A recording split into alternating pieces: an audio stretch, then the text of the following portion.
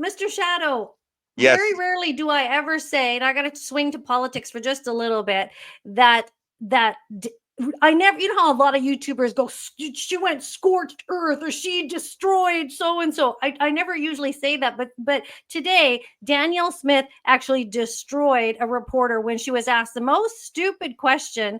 So I want to just play this to you. The question was, if you can't hear it very well, you want to separate the country over a little piddly oil and gas thing. That's pretty much what she was saying. Let's play this clip. It's 1 minute long. Why tie the issue of getting a commitment for an oil pipeline to national unity? Well, you have to understand just how damaged Alberta is by the fact that we didn't get pipelines built. If we had built Northern Gateway, if we'd built Keystone and we'd built Energy East, we'd have 2.5 million barrels more per day of production, which is $55 billion a year worth of GDP value, which is worth $17 billion to my government alone and about an equal amount to the federal government. So this is not just an ideological argument. It's not just a minor disagreement. Oil is by far the most valuable export for Canada. Any of the projects that you will see on the ultimate list, I will tell you that a bitumen pipeline will be by far the greatest benefit to all of Canada. That's why we're going to continue to push for it, because it's a good project. It's good for our country. There's $9 trillion worth of value in discoverable and achievable reserves right now. And so why would you leave that in the ground? No other country in the world would, and we shouldn't either. Why would you leave that in the ground? I mean, climate change, right? When we watch Larry Brock, when we watch the first question period, when we watch all the Liberals get hammered, and when you see things like this, I mean, they are holding their Liberals' feet to the fire. And my God, but will anything happen? They just seem to do whatever the hell they want to do. But what did you make of that statement there? She's saying, get it out of the ground. Well, during the election campaign, Mark Carney was talking about building an energy corridor, west-east energy corridor. But what would that entail? To me, that entails a pipeline, right? A pipeline for natural gas, a pipeline for oil, bitumen, as Premier Smith was saying. And yet, whenever these Liberals get grilled about it in question period in the House of Commons, what happens? They get asked to repeal the No More Pipelines bill, 69, C69, and they waffle on it. They do not say, you know what, that's got to go. And the same with the No More Tankers bill. I believe that's bill C48. And I shouldn't be calling them bills because they are laws right now. They're Canadian law. This is driving away investment in our country, energy companies. It affects people who work in the oil patch. We should be probably one of the top 3 richest nations in the world based upon the energy and the rare earth minerals that we have in the ground. And yet these Liberals refuse to allow companies to come in and do that work. And she's calling it out. She's saying this is insane. Well, when, she ties it to national unity, but ultimately, the people who work in that industry in Alberta, there are thousands and thousands and thousands of them who rely on that kind of work to make ends meet. Danielle Smith has not said that she wants that to happen. She says something like, we want an independent Alberta in a unified Canada, whatever that means. I think it's the same thing as Quebec. We're an independent sovereign nation inside of a unified Canada. What does exactly? Does that mean you're part of the country, or does that mean you're not? It means you're part of the country, but you want to govern, you want to set your rules, which I'm fine with, because the Liberal federal rules are not working. So I'm fine with that. They don't work for any province unless they're a have-not province. Manitoba's a have-not province. Ontario's a have-not province. But the biggest have-not province of them all is Quebec. How much do they get in federal transfers yearly? $14 billion? I'll tell you what, if Alberta left Canada, Canada would cease to be a country. Yeah, they're the sort of economic sort of what are they, little gem of Canada. I mean, they've got, you heard Danielle Smith in that clip just say that by far energy is the biggest industry in this country.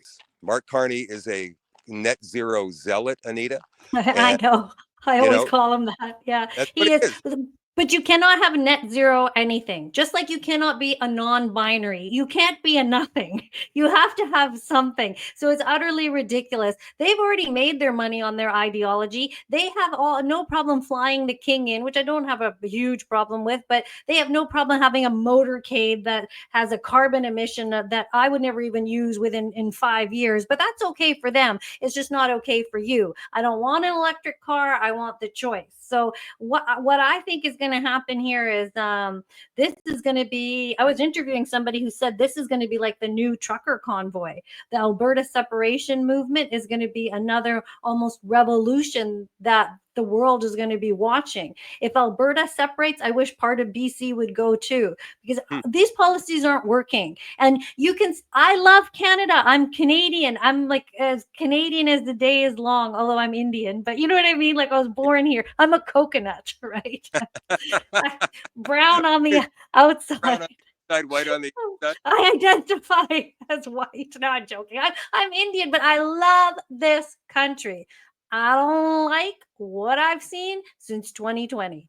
And maybe it was happening well before, but I'll tell you this. I just drove across all of Western Canada. So I come from Winnipeg, drove across Manitoba, beautiful prairie sunsets. Saskatchewan, same thing. You can see your dog running away for a week because it's so flat. And then you get to Alberta and the foothills begin, and huge, majestic skyline of Calgary, and some of the amazing people that I got to meet along the way. And then I got to the mountains and I got into BC, and I just went, wow, man, like all of this beauty is contained in the country that I call home, that I grew up in. And it's been too long since I've had a chance to go see it. And of course, I don't want our country to split apart. But I mean, every time we have a federal election, you look at that map and you see blue, blue, blue all over the West. And to me, that doesn't mean conservative anymore. That means common sense. Let's return to our common sense values in Canada, the Canada that we grew up in, the Canada that we remember, the Canada that we want back. But if the Liberals refuse to do that, then what choice do we have but to leave what was once a great country? And as you say, the last 5 years, I would say ever since Trudeau was elected, if the Liberals just do not want to go back to those traditional Canadian values, we can find them possibly in Alberta sovereignty. And if you think about what would happen next, Saskatchewan would probably go. And as you said, I think we've talked about this before.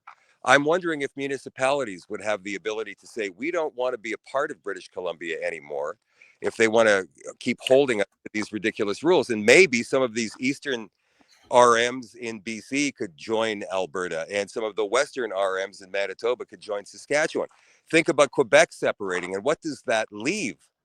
At the end of the day, you've got Ontario and the Maritimes. Yeah. You can have, well, that's the kind. Okay, off you go if you want that. Like Ontario, the merit. I don't know. Maybe we do have to. I don't want it to happen. Yeah, we don't want that to happen. Of course, we don't want that to happen. And none of this separation talk is because we don't like our country. The separation talk is because we love our country. And sometimes you have to break up. Sometimes a relationship isn't working and you need to break up, right? Like these things happen. We need to return to common sense. Sense. Yeah. And all the nonsense that's been going on in this country for the past 10 years with the LGBTQ stuff. And now here we are in June, right? So guess what we're going to be? Yeah, it's Pride Month. Yeah. I went to my bank. I won't keep you much longer, but I went to my bank today and they had the flags all over, the rainbow flags with the map part in it. That other part, I don't know what that part is. Part in the middle, that's MAP. That's a new addition to the Pride flag. And MAP, in case anybody doesn't know, is minor attractive. I know, but I don't even want to believe that that's what that is. Like, that it's like pink and brown or whatever and blue. That new addition. I saw that all over the bank when I was in the bank today. And I always recognize that as minor attracted person, but I want to think that I'm wrong, because how can you have something so ludicrous on a map in the bank? And it was all over the place in the bank. And I said it out loud. I go, how come we don't have any Canadian flags? We have all these flags all over the place. And a certain type of girl turned around and looked at me, like one of those A woke- linebacker linebacker type of girls. So I'm like, put the Canadian flags up here. Why do I have to celebrate you being queer? I don't Yeah. care what you do in your bed. I stop at the L and the G, lesbian and gay. I Yeah. don't go for all the rest of the BTQIA plus. I don't know what you are. Why do I have to celebrate you? Nobody's celebrating me. I don't Yeah. have a month. So get lost. You don't need a month, right? I stop at the L and the G. You want to Yep. be L or G? Fine. Yep. All the rest of the stuff, you alphabet people, you don't need a whole month for me to be rah-rahing for you.